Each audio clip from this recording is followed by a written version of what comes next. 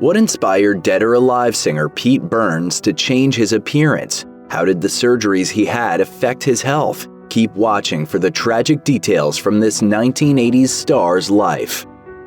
Burns was born on August 5, 1959, in Port Sunlight, just outside of Liverpool, England. His mother, Ava, was a Holocaust survivor who struggled with mental illness, substance abuse, and self-harm.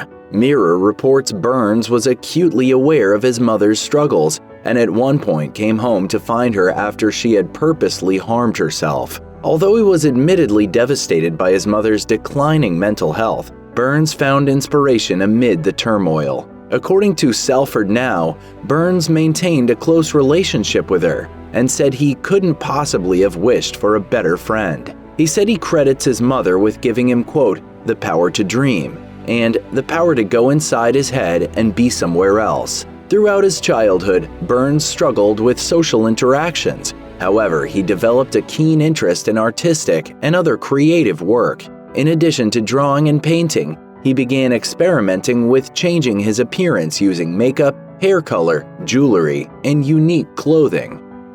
School was even more difficult for Pete Burns as he grew up speaking German, his mother's native language. Legit reports neighborhood children would stand outside Burns's home and yell Heil Hitler. Burns explained, I dropped out of school because it got to be too dangerous for somebody who looked a little different. After leaving school at the age of 14, Burns began working at a record store called Probe Records, where he met a number of like-minded local musicians. He eventually joined a band called Mystery Girls in 1977. However, the band only had one public performance. In 1979, he joined a band called Nightmare in Wax, which would later become Dead or Alive. Some of the band's most popular albums were Sophisticated Boom Boom, Youthquake, Mad Bad and Dangerous to Know, and Rip It Up. Dead or Alive is perhaps best known for the single You Spin Me Round Like a Record. Burns also released a number of solo singles and collaborated with numerous other bands.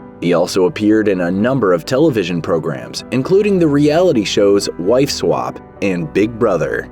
Well, you know, sometimes they've been good to me, a lot of the times they're vile to me, and it used to really hurt. Although he focused heavily on his career in music, Burns's appearance remained a point of controversy and speculation, despite the fact that he married his stylist Lynn Corlett in 1978. His androgynous style sparked ongoing rumors about his sexuality and gender identity. According to Salford Now, he once said, "People always want to know, am I gay, bi, trans, or what? I say forget all that. There's got to be a completely different terminology, and I'm not aware if it's been invented yet. I'm just Pete." Amid his continued success, Burns sought to enhance his appearance with plastic surgery. As reported by People, Burns became self-conscious about a bump on his nose when it was pointed out by a photographer. It was the result of a previous break. However, the procedure, which was meant to enhance the appearance of his nose, went horribly wrong. As reported by Salford Now, the botched surgery caused so much damage that he was unable to wear sunglasses. He subsequently had another procedure to correct the first. However, he did not stop there. And basically that took my singing career away completely. So I spent 2 years undergoing reconstructive surgery. He eventually admitted to having nearly 300 cosmetic procedures, including 4 nose surgeries, 2 sets of cheek implants, and numerous lip augmentations. Unfortunately, the procedures caused Burns to develop several serious health conditions.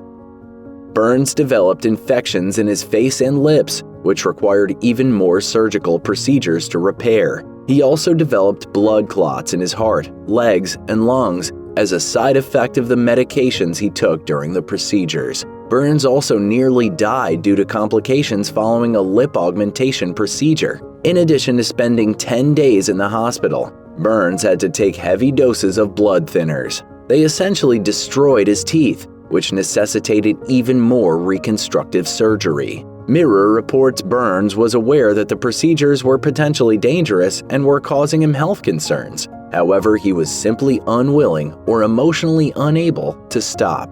During one interview, Burns said, I started to develop holes in my skin, and if I so much as touched my face, there would be an audible hissing and this yellow fluid. Despite the downfalls, Burns admitted that for him, cosmetic surgery became, quote, a matter of sanity, not vanity. At one point he said, I hope when I'm 80 that I get to heaven and God doesn't recognize me.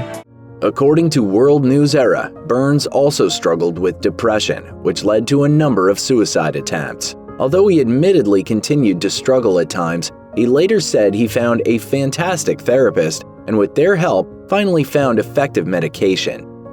As reported by The Sun, Pete Burns began seeing Michael Simpson romantically approximately 1 year before he and his wife of 28 years divorced. Lynn Corlett said Burns was always very honest with her, and she clarified that the divorce was not prompted by his relationship with Simpson. In the year leading up to their divorce, Corlett said she and Burns were already separated. She stressed the fact that she and Burns maintained their friendship and remained very close, despite their decision to divorce. Burns and Simpson announced their engagement on February 9, 2006, during an appearance on the British talk show Richard and Judy. They were united in a civil partnership ceremony on July 6, 2006. According to Digital Spy, Burns was arrested in 2009 for an alleged assault, which occurred at his home in Notting Hill, England. In 2006, Pink News reported Burns was arrested for physically assaulting Simpson when he saw him at a bar with another man. Burns and Simpson's civil partnership ultimately lasted 10 months before they parted ways. During a 2009 interview with the Daily Mail, Burns said he was initially optimistic about the relationship. However, he was admittedly devastated when he learned Simpson had been unfaithful. Burns suggested the civil partnership ended because two men naturally are predators. Gay relationships are a commercial break, not a whole movie.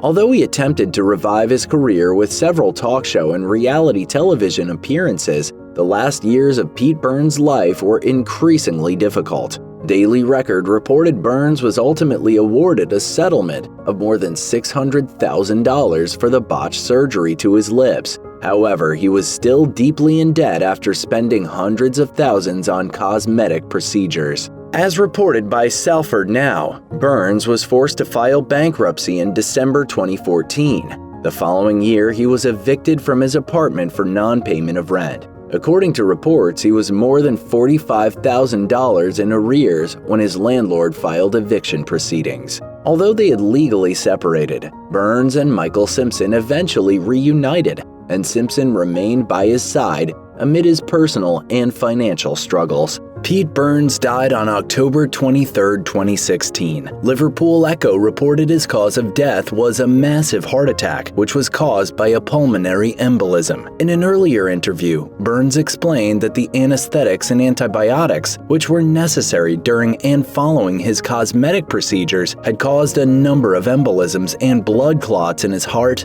legs, and lungs. If you or someone you know is struggling with mental health, please contact the crisis text line by texting HOME to 741-741. Call the National Alliance on Mental Illness helpline at 1-800-950-NAMI 6264 or visit the National Institute of Mental Health website.